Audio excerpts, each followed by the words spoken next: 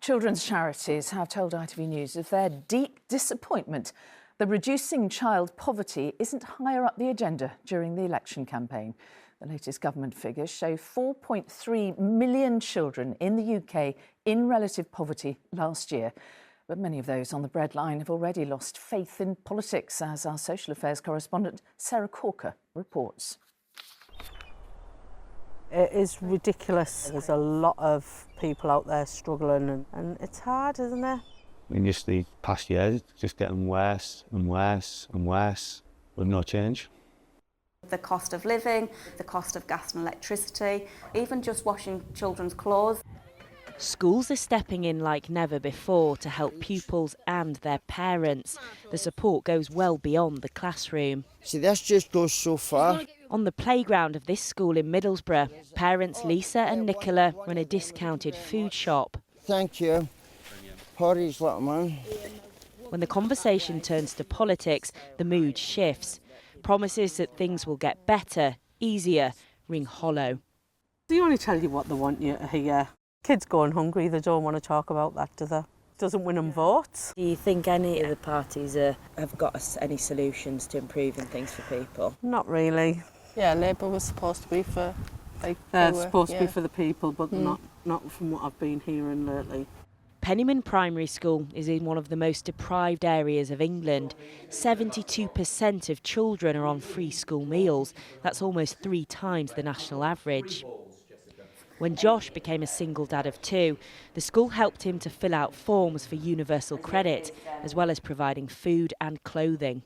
Because I've had to skip meals sometimes, because I didn't want to take anything away from the kids, so it's completely different to me, because before this I had quite a good job.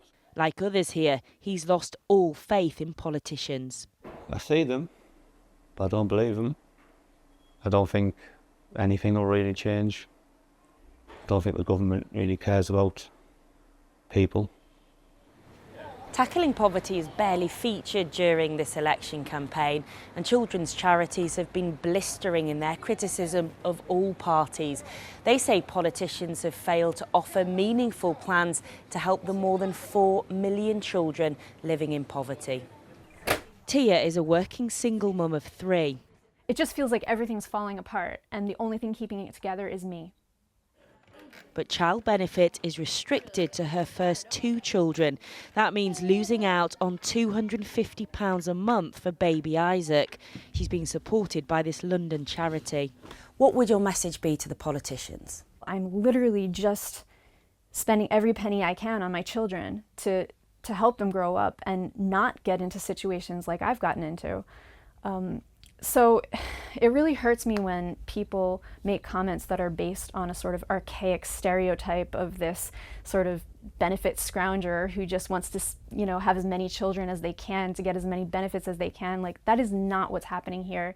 Scrapping the 2-child benefit limit doesn't appear in either the Tory or Labour manifestos. Keir Starmer said he couldn't commit to ending the policy due to tough financial decisions.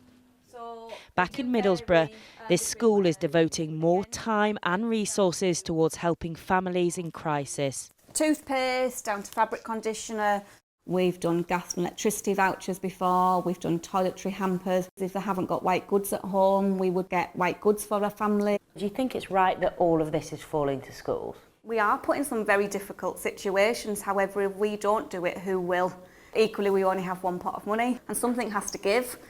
Those on the lowest incomes say they all too often feel invisible and ignored by politicians of all parties. Sarah Corker, ITV News.